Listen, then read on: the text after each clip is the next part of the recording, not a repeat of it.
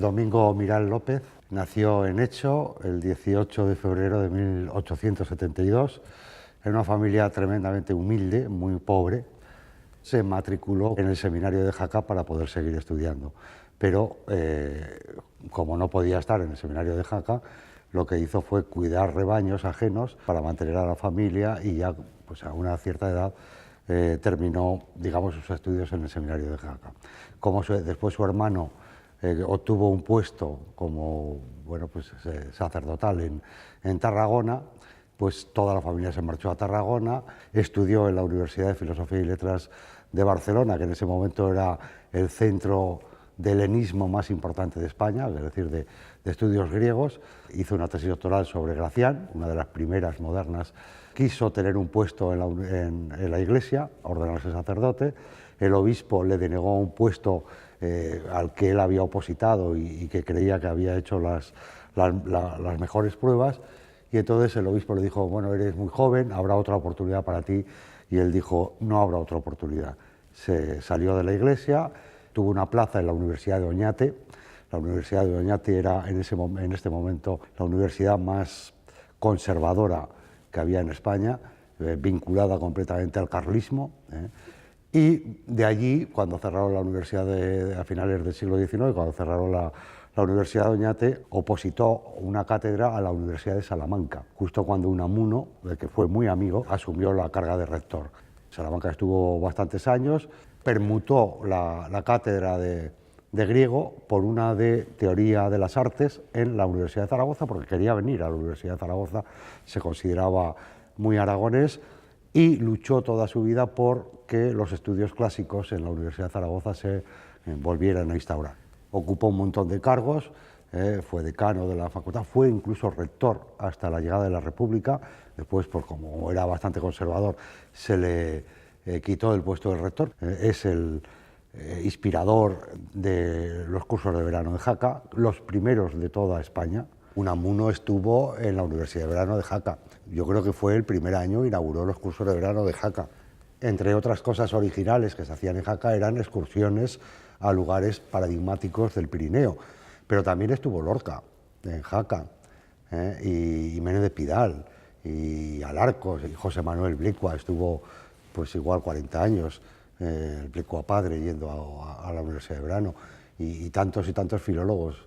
Es decir, Jaca fue la residencia de Jaca y los cursos de verano de Jaca fueron referencia mundial en el estudio del español y en el estudio de lenguas extranjeras, al principio además, de lenguas extranjeras para españoles. Es el inspirador, el promotor del Instituto de Idiomas, el primero de España, es decir, creía que los estudiantes, para poder enfrentarse a la ciencia europea, tenían que conocer idiomas, que no podían, si no eran capaces de leer las obras de referencia, no podrían acercarse a lo que se estaba haciendo en Europa. Fue impulsor de una escuela de traductores aquí en Zaragoza, que trabajó mucho para la editorial Labor, por ejemplo, de Barcelona. Cuando vino Einstein a la Universidad de Zaragoza, fue él quien le presentó y quien habló con él, porque en Zaragoza no había mucha gente que supiera alemán. Fue el impulsor de una residencia de estudiantes en la Universidad de Zaragoza, lo que después sería la residencia Zerbuna, etcétera, etcétera, etcétera. Es decir, no se podría concebir la Universidad de Zaragoza sin la obra, la labor ingente que hizo Domingo Miral. Bueno, pues además de esto, pues es el autor de dos piezas literarias muy pequeñitas, pero que además fueron una especie de compromiso moral en su pueblo, porque pasaba, pues como fue director durante mucho tiempo de los cursos de verano en Jaca, pues estaba en Jaca, iba mucho a Echo, conservaba la casa en Echo, etcétera, etcétera. Estas obritas las escribió simplemente para restaurar una ermita que estaba a punto de caerse de su pueblo. Escribió un sainete, una comedia y un sainete que se representaron en el pueblo, y con el dinero que se sacó pues se pudo restaurar la ermita.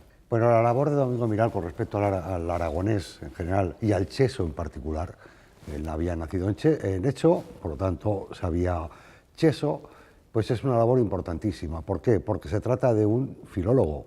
Se trata de una persona especializada en griego y en latín. Incluso escribió dos artículos que son quizá los primeros artículos o de los primeros artículos escritos por españoles sobre una modalidad del aragonés. Uno sobre el verbo fer, el verbo hacer en aragonés y en cheso, y otro sobre el verbo ser. Incluso anunció que iba a escribir una gramática del cheso. ¿Cuál es el problema? El problema es que en este momento Saruandí y otros filólogos, sobre todo franceses, después belgas, están empezando a estudiar científicamente el aragonés.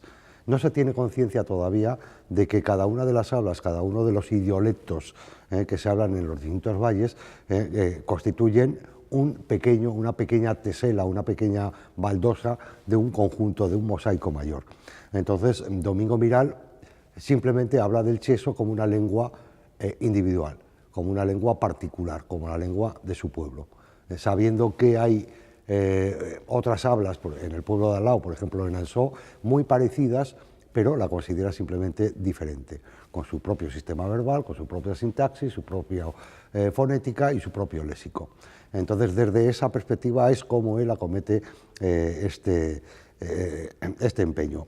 Lo aplica en la literatura con una comedia en 5 actos titulada Qui bien lo fa nunca lo pierde, que el que bien lo hace nunca lo pierde. Está escrita en un cheso, digamos, muy castellanizado, seguramente el que se hablaba en aquel momento, pero que se pueden seguir perfectamente tanto un léxico particular como, por ejemplo, pues, unas derivaciones verbales, una declinación verbal propia del aragonés.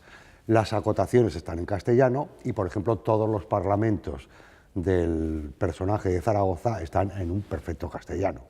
Por lo tanto, hay castellano y hay cheso. Yo creo que es la obra más interesante escrita en aragonés por parte de Domingo Miral. Después escribió otra que es un sainete, más corta incluso y menos interesante, que habla simplemente pues, de escenas costumbristas, titulada Tomando la fresca en la cruz del cristiano. Fueron publicadas en Jaca junto con un pequeño monólogo en 1903 y bueno, pues es digamos, uno de los textos embrionarios de lo que sería la recuperación del aragonés. Esa es la obra, digamos, en aragonés de Domingo Miral. Significativa, primero, por la persona que era, fue un catedrático de griego, que llegó a ser rector de la Universidad de Zaragoza, es decir, no era un pastor perdido, aunque había sido pastor, sino que era una persona de una formación extraordinaria. Y desde ese punto de vista pues hay que reivindicarlo como tal. Políticamente podemos decir que antes de la proclamación de la República, Domingo Miral, junto al padre de los Labordeta, Miguel Labordeta Palacios, junto a José Camón Aznar, llegaron incluso a dar un mitin en Belchite reivindicando un estatuto de autonomía para Aragón, cosa que no se aviene muy bien después con esas adscripciones al franquismo, ni mucho menos. Y bueno, y lo rememora incluso Camón Aznar, diciendo que ante esa reivindicación Domingo Miral soltó unas lágrimas. Por lo tanto, la afiliación política estaba en ese regionalismo de derechas que pretendía pues, que la comunidad de Aragón o que Aragón prosperara como estaban prosperando Cataluña o el País Vasco. Yo creo que Domingo Miral, para la Universidad de Zaragoza, para Aragón, es un personaje imprescindible. Pero además de imprescindible, yo lo definiría por su tenacidad, casi cabezonería. Lo que representa el tópico del aragonés, pues él lo tiene. Él se empeñó en 4 o 5 historias que hasta que no las consiguió, no paró. Tardaran 1 año, o 10 años, o 15 años. Fue tenaz, casi diría contumaz. Toda la cuestión se reduce, pues, a un cambio de herramientas. A deixar la xau y la pero por la dalla y lo tocho. Para iso nos die Dios ixos puertos tan hermosos en do no se cría trigo e ixas vals tan anchas y con tantas fuens. Ye menester que a todo trance se faga lo cambio. Los que hayan luces para dar consejos, que los den, y los que hayan dinés, para que lo cambio siga más fácil, que los empleen bien. Los demás no farán poco si se dejan guiar con buena voluntad. Yo no quiero hablar hoy de la culpa tremenda en que caerían unos y otros si no fesen lo que deben. Dentro de pocos días vos dirán lo que es hacer, pa' que pronto, sin gran trastorno, la xau se torne una dalla y lo huembre un tocho. Chesos, soz en medio d'un servigadero, por dos han despeñado ya muitos hermanos y fillos vuestros, que de pintacoda en pintacoda han ido a parar tal o barranco sin fondo de la emigración. Aún vos quedan fuerzas pa' agarraros y pullar acarrazándovos hasta lo camino plano.